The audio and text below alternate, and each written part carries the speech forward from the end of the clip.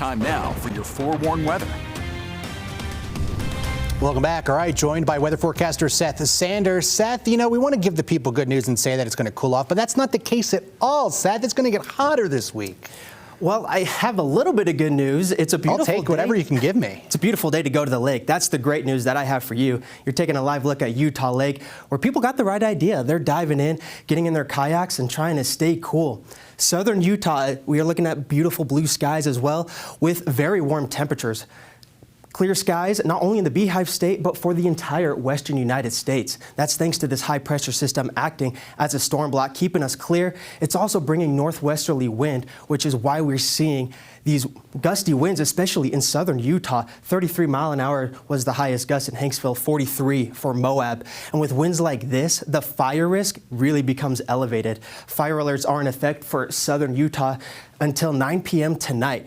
Luckily, winds are already starting to diminish, but it is still very dry there. We've seen humidity drop as low as 1% in some of these places.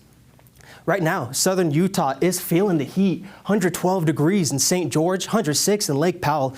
Up here in the north, it's a little bit cooler. We're right around seasonal. 70 or 91 degrees in Salt Lake is where we're sitting right now. And of course, it's going to get warmer. We've been talking about that heat wave. Tomorrow will be average, but the Wasatch Front is going to climb well above average. St. George has been above average, and it's only going to get warmer from there. White hot even. What you see in white indicates temperatures of 110 degrees or higher. Heat alerts are in place. Lower Washington County and Lake Powell are in an excessive heat warning until Friday. Everything that you see highlighted in red is the excessive heat watch, and that's going to go into effect Wednesday night into Friday morning. Very dangerous heat with this. Make sure that you stay cool and check on anyone who may be prone to heat-related illness. So, will we get any relief from Beryl? Unfortunately, high pressure is going to push that right on out of the way, and that heat dome is going to continue to build over the western United States into the middle of next week. And it's a very slow-moving high pressure system. We could even see it hold on through Sunday. Futurecast is going to show you what I'm talking about. It's acting as a storm block. It's a little bit of a boring Futurecast because we don't have a whole lot going on. We do have a little uptick in moisture in the middle of next week in the northeast corner of the state, but not enough to keep us cool. And that's going to clear right on out and dry right back up. For tomorrow, temperatures are going to be in the 90s for most, with a few hundreds down south. Clear conditions. It will be a little hazy down south thanks to those fires and the wind blowing it in that direction. Let's zoom in here so that we can talk about this in more detail. Mid-90s along the Wasatch Front, with mid-90s to low 90s, or mid-80s in the Wasatch back.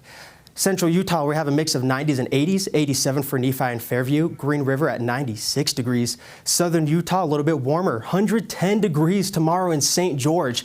That's pretty hot, and it's only going to get warmer this week. We're going to be challenging records, and we do have a little bit of a breeze in the middle of next week, but it's not going to be enough to keep you cool.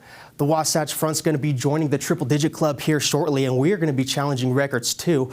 A couple degrees below, but it's still going to be warm. Very clear skies, not many clouds to keep it shaded. So, moral of the story is, it's going to be hot. That is the moral of the story. I don't know if I want to accept it, but I'll take it. Now, Seth, when you said those gusty winds, so like 33 miles an hour down south, that doesn't bring any relief, though.